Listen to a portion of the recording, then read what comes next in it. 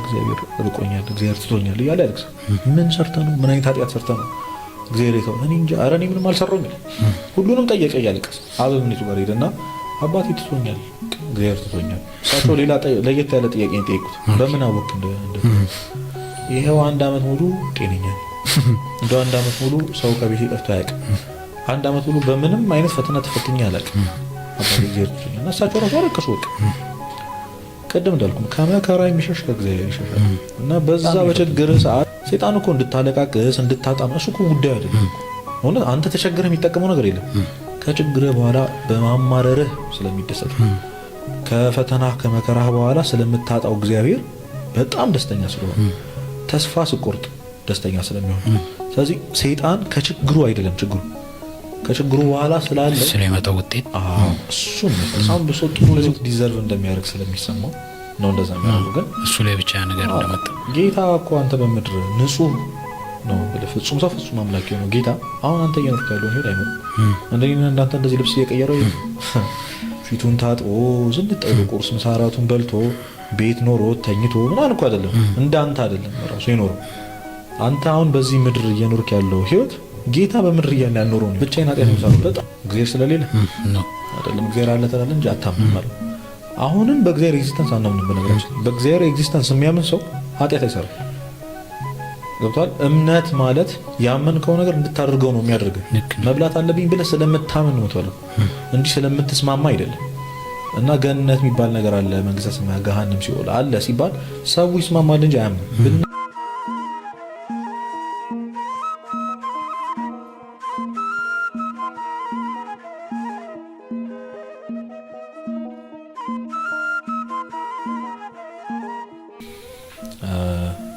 ስትሞት እንዳትሞት ከመሞት በፊት ሞት ይላሉ አባቶች።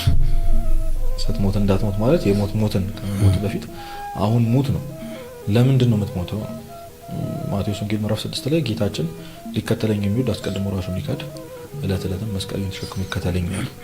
ራስን መካድ የሚለው ሀሳብ በጣም ሰፊ ቢሆንም የመጀመሪያው አሁን በውስጥ ያለው ኢጎን መግደል ነው። ወይም ደግሞ ኢጎ ማለት ለራስ ያለ ከፍተኛ አመለካከት እኔ ብለን የምታስበው ነገር። ክርስትና ደግሞ እሱን ይቃወማል። ስለዚህ እሱን መተው ማለት ነው። ለማን ብለን መተው? የተፈጠርከበት ዓላማ ወይም ይሄ እግዚአብሔር እፍ ብሎ የሰጠ ህይወት ወይም ደግሞ በምድር እንድትኖረው የተፈቀደልህ ህይወት ሙሉ ለሙሉ አሳልፈ እንድትሰጥ የተፈለገው ለራሱ ለእግዚአብሔር። በጣም ብሶ ከእግዚአብሔር ወደኛ ይመስላል ነገሮች ሁሉ፣ ግን ከእግዚአብሔር ወደኛ አልቋል። በይዞ ከዚህ በላይ ምንም ሊያደርግልን አይችልም አይደለ? እርቃኑን እስከ መሰቀል ደርሶልሃል። ልክ ነው። ቃል የገባው ነገር ሁሉን ሰጥተው አጥፍተናል። ጸበለስን በልተን ድጋሚ ይቅርታ ስንጠይቅ እሺ ብሎ ደግሞ መጥቶ ተሰቃይቶ ተሰቅሎ ሄዷል። ልክ ነው። አሁን ደግሞ በየቀኑ ስጋውን ይሰዋልና ይሰጣናል፣ ስጋና ደግሞ። ስለዚህ አሁን ከእግዚአብሔር ልናገኘው የምንችለው ነገር ወይ ጨርሰናል። አሁንም ኮንሱም ነው እያደረግን ያለ ነው። አሁንም ከእግዚአብሔር ነው የሆነ ነገር የተቀበልን ያለ ነው። ተራው አሁን የኛ ነው። በምድር ስትኖር እግዚአብሔር ያደረገልን ነገር ጨርሷል። እስትንፋስ ሰጥቷል። አሁን እየተራመድክ ነው። ይሄንን እየሰማን ነው። ይሄንን ቪዲዮ እያየህ ነው። ስለዚህ ምንድን ነው የምትፈልገው ከዚህ በላይ? ስለዚህ አሁን ከአንተ ወደ እግዚአብሔር ነው። ስለዚህ ህይወት ማለት እግዚአብሔርን የማገልገል ነው። የተፈጠርነው ልናመሰግነው ልናገለግለው፣ ራሳችንን ክደን ሁሉ ነገራችን ለክርስቶስ እንድንሰጥ። የእግዚአብሔር ትልቁ የፍቅሩ መገለጫ ለሰው ልጅ ነጻ ፍቃድ መስጠት ነው። እንግዲህ አንድ ሰው ሮቦት ሰርቶ በራሱ እንዲኖር ማድረግ አይፈልግም ማለት ነው። በርግጥ ሪሞት አለ አይደል?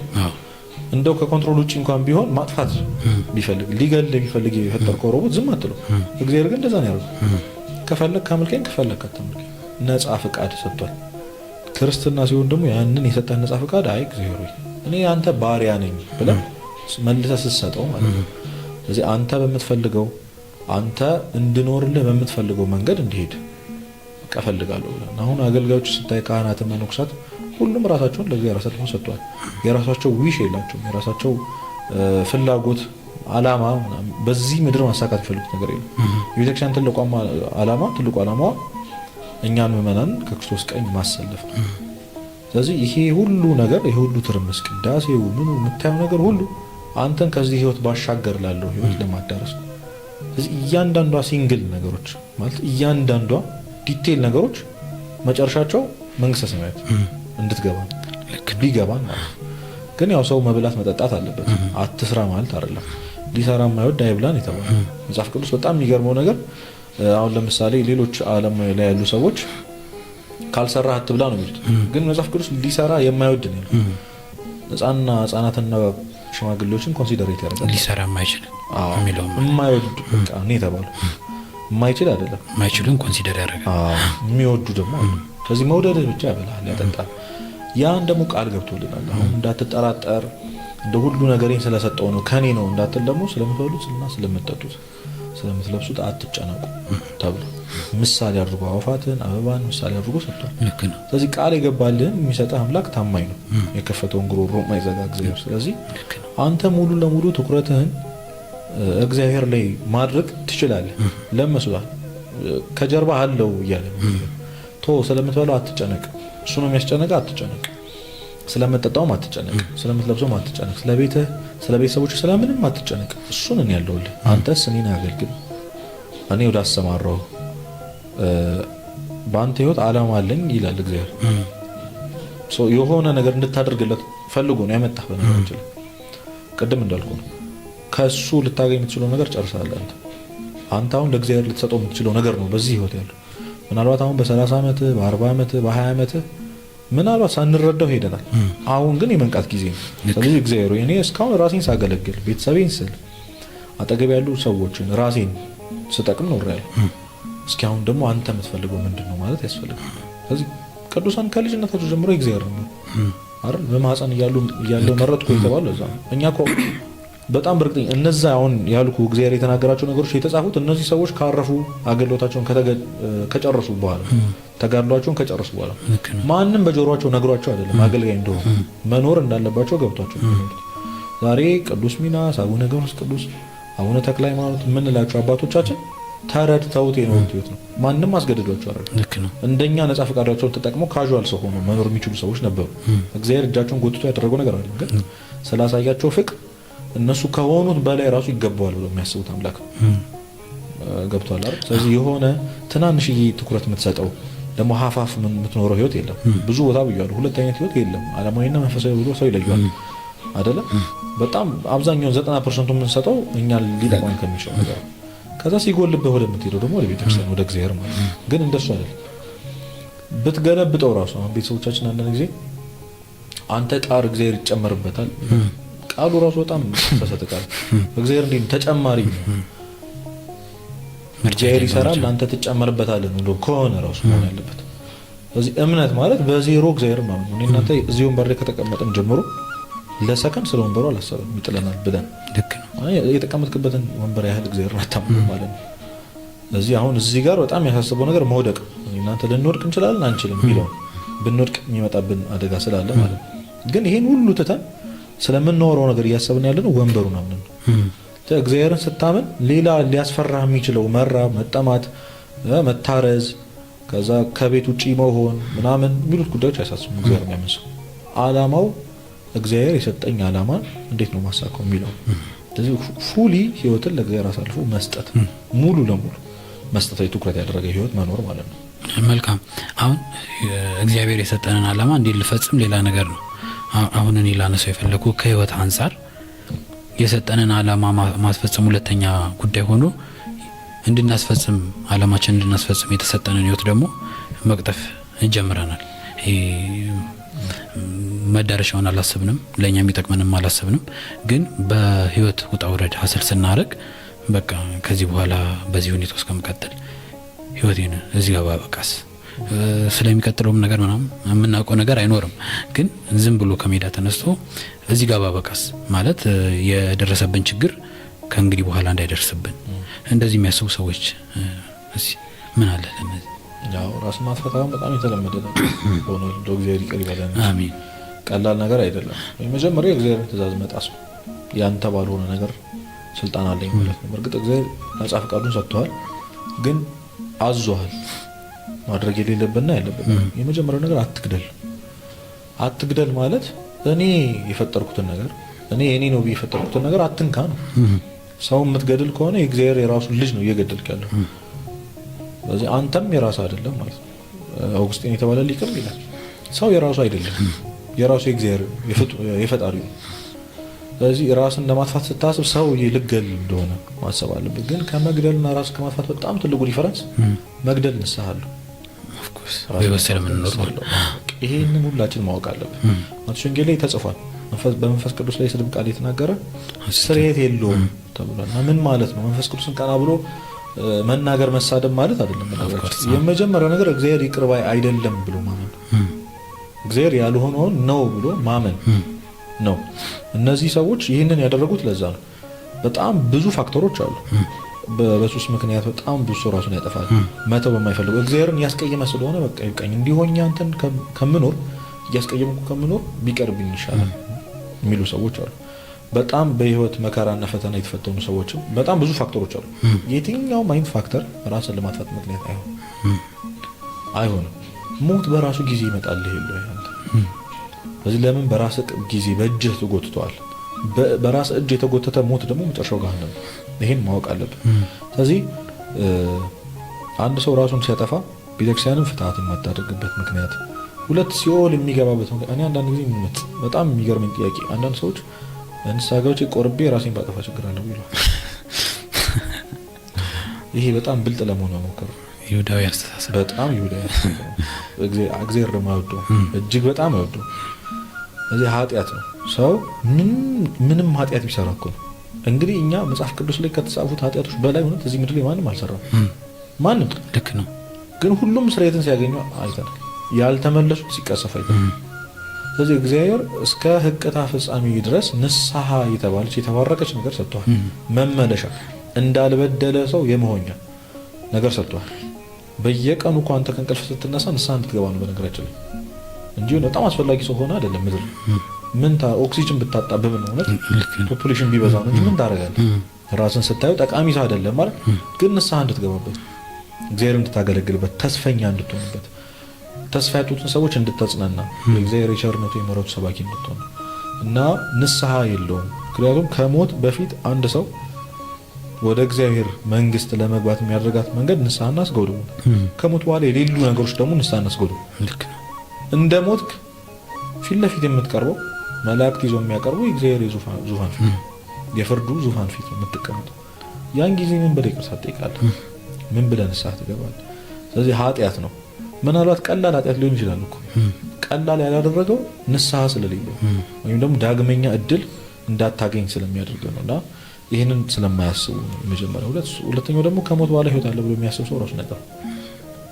እኔ በጣም ብዙ ቦታ ተናግሬያለሁ። አንድ አባት ምን ይላሉ? በሲኦል ያሉ ነፍሳት አሁን የሚመኙት ነገር ምን እንደሆነ እንደው ኢንተርቪው ቢደረጉ የመጀመሪያው ነገር በምድር ላይ ከ10 ደቂቃ ምናምን መቆየት አንዴ መልሰኝ ነው የሚመለሱት። ለምን ይመስላል? ወዳጆቻቸውን ለመሰናበት ነው አይደል? ንስሐ ለመግባት እዚህ እናንተ እንደዚህ ቁጭ ለምናወራበትን ጊዜ አሁን እንደዚህ ስልካችንን ይዘን ቪዲዮን የምናይበት ጊዜ አሁን የምትበላበት የምትጠጣበት ዝም ብለህ ዲፕረስድ የምትሆንበት የምትተኛበትን ጊዜ በሲኦል ያሉ ሺህ ነፍሳት እጅግ በጣም የሚመኙት ጊዜ ይመኙታል ንስሐ ለመግባት ታመኛል። ለዛ እና ይሄንን ህይወት እንዳለ አሁን ሰው እግዚአብሔር አለ የለም ቢባል አለ ነው የሚለው አይደል? ሰው ከሰው ተደብቆ ነው ኃጢአት የሚሰራው። ልክ ነው። ለምን? በአይኑ ፊል ስለሚያዩ ማለት ነው። ልክ ነው። ሰው እንዳለ ያምናል። ሲያምን በአይን ያየው ነገር ስለምታምን እዚህ ጋር ኃጢአት አንሰራም። ሁለታችን ስለምንተፋፈር ብቻዬን ኃጢአት የምሰራው ለምን? እግዚአብሔር ስለሌለ ነው አይደለም። እግዚአብሔር አለ ተላለ እንጂ አታምንም ማለት አሁንም በእግዚአብሔር ኤግዚስተንስ አናምንም። በነገራችን በእግዚአብሔር ኤግዚስተንስ የሚያምን ሰው ኃጢአት አይሰራም። ገብቷል? እምነት ማለት ያመንከው ነገር እንድታደርገው ነው የሚያደርገው። መብላት አለብኝ ብለህ ስለምታምን ነው ተብሎ እንጂ ስለምትስማማ አይደለም። እና ገነት የሚባል ነገር አለ፣ መንግስተ ሰማያት፣ ገሃነም፣ ሲኦል አለ ሲባል ሰው ይስማማል እንጂ አያምን። ብናምን እውነት እንደዚህ አንኖርም ነበር እንዴ? መቼ እንደምትሞት በማታውቅበት ጊዜ እንደዚህ በጣም እኮ መቅበጥ እኮ ነው እውነት። አሁን ነገ በራይድ እዚህ እጂ ወይ ታክሲ እጂ እዚህ ቦታ ምናምን ማለት በጣም መቅበጥ ነው። እኔ መላእክት ቅዱሳን ምናምን ወይም እዛ ያሉ ነፍሳት እንዴት እንደሚመለከቱ እንዴት አይነት ሞኞች እንደሆነ እግዚአብሔር ነው የሚያውቀው በእውነት። ቅዱስ ዮሐንስ ወንጌላዊ አንድ ጊዜ በመንገድ ሲሄድ ሰው አይቶ ነበረ የልብስ አሰፍቶ ከልብስ አሰፊው ጋር የሚጨቃጨቅ ለአመት ይበቃኛል አይበቃኝም ይላል። እሱ ንጻሪ መላእክት ላይ ስለደረሰ መልአኩ ተገልጦ ይሄ ሰው ነገ ጧት ነው ዝም ብላስ ምንድነው እያደረክ ያለው አሁን በዚህ ሰዓት ነገ ልትሞት ማለት ነው።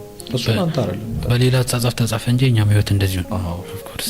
እና እነዚህ ሰዎች ራሳቸውን የሚያጠፉ ሰዎች ለጊዜያዊ መፍትሄ ብለው ፐርማነንት የሆነ ችግር ህይወታቸው ላይ ማምጣት ዘለዓለም የሚለውን ቃል የተረዳ ነው አይመስለኝም። ሰው እንዴት ነው ለዘላለም ለመቃጠል የሚወስነው? እውነት በጣም ከባድ። አንዳንድ ሰው ምን ይላል መሰለህ? አረ አሁን ከምኖረው ህይወት እዛ ሲኦል ይሻላል። የት ያየውን ሲኦል? ሲኦል እኮ በጣም አስፈሪ የሆነው እሳቱ ትሉ ምናምን አይደለም። በነገራችን ላይ ስለሱ እኛ ምንም የሰማነው ነገር የለም። እነ ቅዱስ አፈወርቅ እኛ ሲኦል የምንፈራው እግዚአብሔር ስለሌለበት ታምናለህ? እግዚአብሔር የሌለበት ቦታ እጅግ በጣም አስፈሪ ነው። በጣም አስፈሪ ነው። አሁን ላይን ጥቀሻ ያህል ነው የሚሉት አባቶች። እግዚአብሔር አይኑን ከኛ ዞር ቢያደርግ ዓለም ላይ ያለ ህዝብ ሁሉ ይሞታል። ሰይጣን የመጀመሪያው ስራ አንተ መግደል ነው፣ በህይወት እንዳትኖር ማድረግ፣ ንስሐ ሳትገባ ማለት 8 ቢሊዮን ህዝብ በሰከንድ ውስጥ መጨረስ ይችላል ሰይጣን። ያን ያህል ፓወር ያለው ልክ ነው። ታውቃለህ? መላካዊ ተፈጥሮ። አዎ እንዴ በሰከንድ ነው ዊዜ ሰከንድ 8 ቢሊዮን ህዝብ ሊያልቅ ይችላል። ንስሐ ያልገባ ህዝብ ደስ እያለው አፍሶን ይገባል ሲሆን እና እግዚአብሔር አይኑን እውነት እንደ ሰጎን እንቁላሏን እንደምታይ አይኑን ሳይነቅል እንደው በቸርነቱ እያኖረን ነው እንጂ እንደው ምህረቱ ተለይቶን አያርግብን እንጂ እንደው ዞር ቢል አለቀል። ልክ ነው። እንግዲህ የምህረቱ አይን እንደዚህ ካኖረን እሱ የሌለበት ቦታ ምን ሊሆን እንደሚችል በቃ የለም እኮ ነው እግዚአብሔር የለም። በቃ እጁን የማያስገባበት ቦታ አያገባኝም ተብለ የምትጣልበት ቦታ የኔ አይደለም። ኑ እናንተ አባቴ ብሩካን የኔ ናቸው እነዚህ ሰዎች፣ እናንተ ደግሞ ተዘጋጀላችሁ የተባሉ እና ይህንን አለማሰብ፣ ይህንን አለማመን፣ እንደሚያልፍ አለማመን፣ የተጻፉትን ታሪኮች አለማወቅ። ይህ ሁሉ ታሪክ ኢዮብ የሚባል ሰው እኮ መጽሐፈ ኢዮብ ተብሎ 40 ምናምን ምዕራፍ የተጻፈው እኮ ለኛ። አንተ በየትኛውም መንገድ ብትሄድ እውነት እንደ ኢዮብ መከራን ያሳለፈ ሰው የለም። አልሰማንም እስካሁን። ሊብስ ይችላል ምናምን ብለህ ልታስብ ትችላለህ። አይብስ እንደው ከሱ ይባስ እንደ ክርስቶስ አልሆንክም። ይህንን ማወቅ አለብን። በጣም ብሶ ጥሩ ህይወት ዲዘርቭ እንደሚያደርግ ስለሚሰማው ነው እንደዛ የሚያደርገው። ግን እሱ ላይ ብቻ ነገር እንደመጣ ጌታ እኮ አንተ በምድር ንጹህ ነው ብለህ ፍጹም ሰው ፍጹም አምላክ ነው ጌታ። አሁን አንተ እየኖርክ ያለውን ህይወት አይኖርም። አንደኛ እንዳንተ እንደዚህ ልብስ እየቀየረ ፊቱን ታጥቦ ዝንጠው ቁርስ ምሳ እራቱን በልቶ ቤት ኖሮ ተኝቶ ምናምን እኮ አይደለም። እንዳንተ አይደለም ራሱ የኖረው። አንተ አሁን በዚህ ምድር እየኖርክ ያለው ህይወት ጌታ በምድር ያልኖረው ነው እኮ። በጣም እኮ እንዴ አንድ ላቆ እኮ ነው እየኖረው ያለው። እሱ እንኳን ያልተመኘውን ይሄ ሊኖር ያልፈልገውን ህይወት ነው አንተ የኖርኩ። በቃ እና ምንድነው ዲዘርቭ አደርጋለሁ ብለህ የምታስበው? እንደዛ ነው። እና ቅዱስ ጳውሎስም በቆሮንቶስ መልእክቱ ላይ ተናግሯል። ለሰው ሁሉ ከሚደርስ መከራ በላይ እናንተ ላይ ደረሰባችሁ። እና የሚፈትናችሁ እግዚአብሔር ራሱ ከፈተናው ጋር መውጫውን ያዘጋጀላችሁ እግዚአብሔር ተብለን ተነግሯል። እና ያንን አለመረዳት ነው ሰዎቹን ወደዚህ የሚገፋፋቸው። ኦኬ በጣም ጥሩ። እዚህ ህይወት ጋር በተያያዘ አሁን አንዳንድ ጊዜ ሰው የሚኖረው ህይወት አለ። የሚኖረው ህይወት በጣም አስቸጋሪ ይሆናል። በጣም በቃ አሰቃቂ ይሆናል። በዚህ ጊዜ እኔም እግዚአብሔርማ ይሄን ህይወት ሰጥቶኝ አይደለም ወይም ደግሞ እግዚአብሔር ለዚህ ህይወት እንትን ብሎኝ አይደለም። ቅድም እንዳልነው ለዓላማ ነው እግዚአብሔር የሚልከው። እግዚአብሔር ለዚህ ህይወት እኔ መርጦኝ አይደለም። ግን በቃ ይሄ ሁሉ ህይወት እየተደራረበ እርሱን ከማማረር አንዳንድ ጊዜ ክርስቲያንም ስንሆን የማይሆን ቦታ ስንገኝ በቃ ያመነችው ጌታ አልረዳትም ከሚባል እሱንም ከማሰደብ በቃ ሄጄ አንደኛ ብገላገል ይሻለኛል የሚል የዋህ አስተሳሰብ የሚያነሱ ሰዎች አሉ። እስቲ እንዴት ይታያል? አዎ የኛ ቤተክርስቲያን በጣም ብዙ ጥልቅ ትምህርት ያስተማረችው ለመከራ ለፈተና ያለን አመለካከት መቀየር አለብን። ያልተፈተነ ሰው የለም። ልክ ነው። ክፉ ነገር ያልደረሰበት ሰው የለም። የማይደርስበት ሰውም የለም። ስለዚህ ዲፈረንሱን በጣም መረዳት አለብን።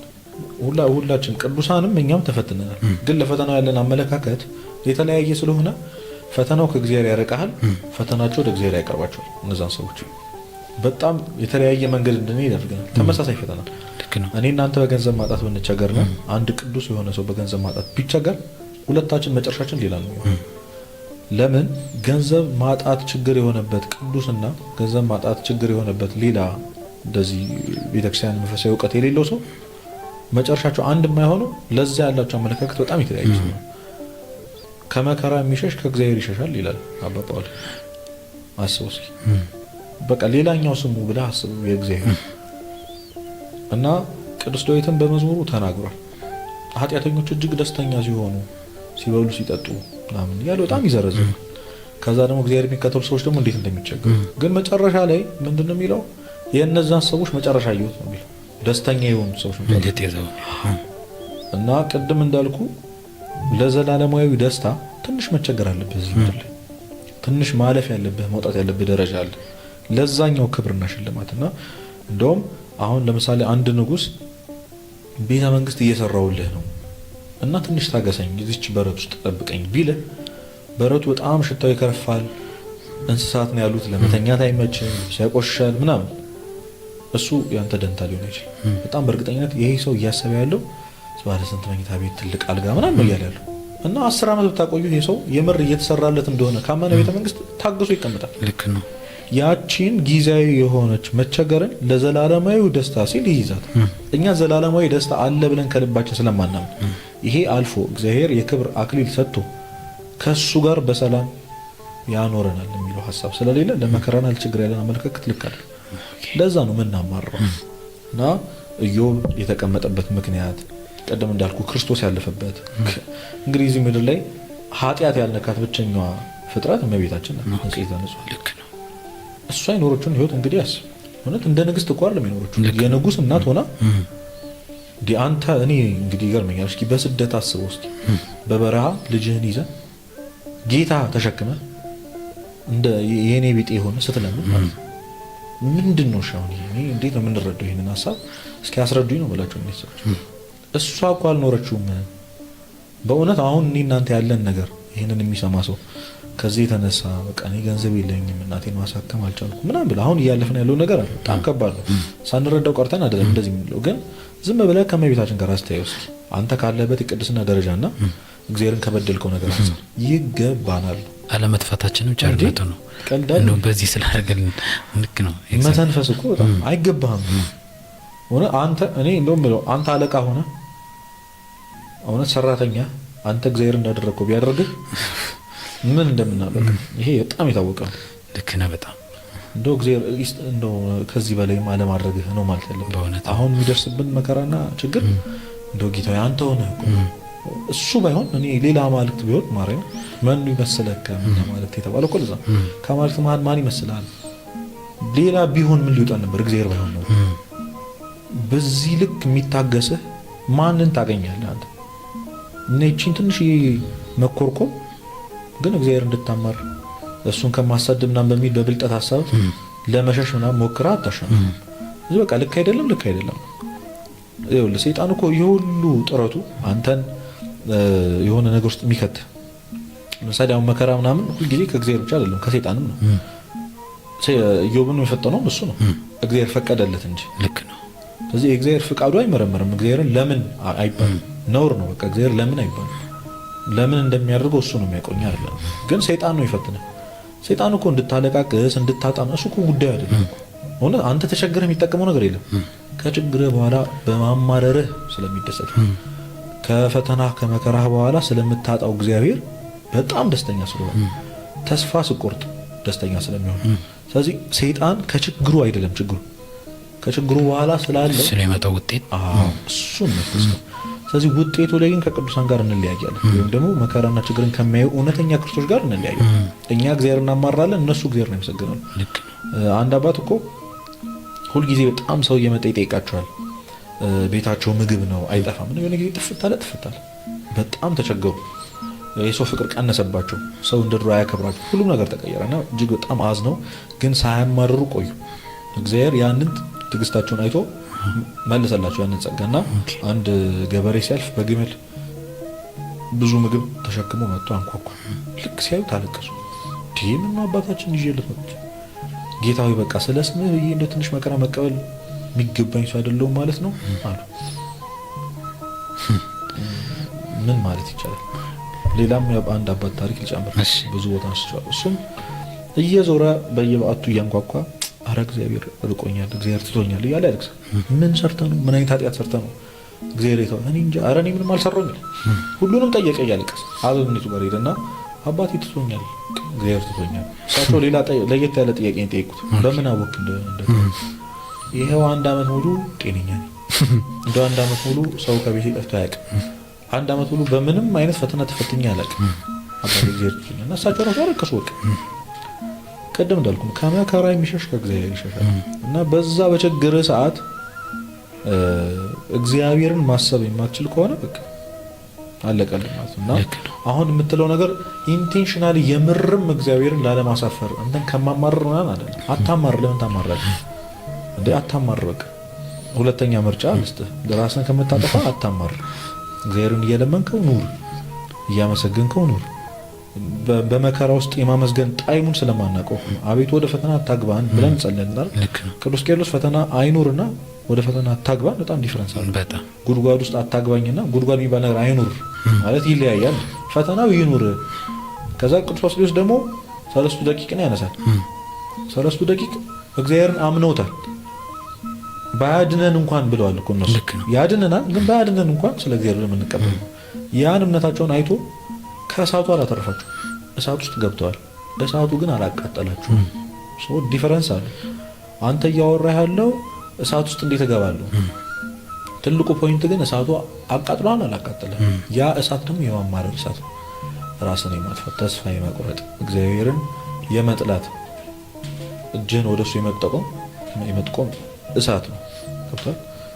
ተቃጠልክ የሚባለው በፈተና ወደክ የሚባለው እግዚአብሔርን የማረር ጊዜ ነው። እዚህ መጀመሪያው ነገር መፍትሄው ይገባኛል ብሎ ማሰብ። ቅዱስ ዳዊት ከወንዙ ባሻገር ሳሚ ሲሰድበው የስድብ ቃል ሲናገርበት አንገቱን ቆርጬ ላምጣልህ ሲሉ ተው ስለ ኃጢአቴ ያለው ስለ ኃጢአቴ ብሎ እግዚአብሔር እንዲሰድበኝ ልቆት ይሆናል። ስለ ኃጢአታችን እንግዲህ ኃጢአትን አንተ ታውቃለህ፣ እኔ አውቀዋለሁ። ይሄ ምንም ማለት መች ተቀጣን ታዲያ? ትልቅ ጣቢል እግዚአብሔር እድል ሰጥቶናልና መመለሻችን ነውና ለመከራ ለፈተና ያለን አመለካከት በቅዱሳት መጽሐፍት በቤተክርስቲያን አረዳድ እየተማርን መቀየር አለብን። ይህንን ማወቅ አለብን።